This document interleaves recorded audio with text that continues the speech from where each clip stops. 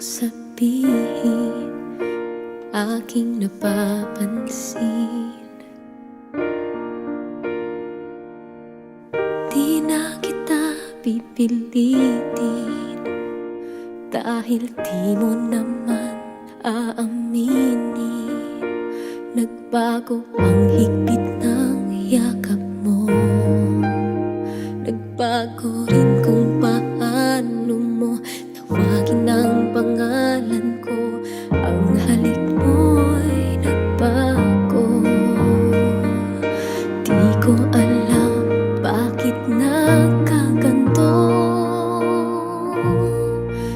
kahit na hindi mo sabihin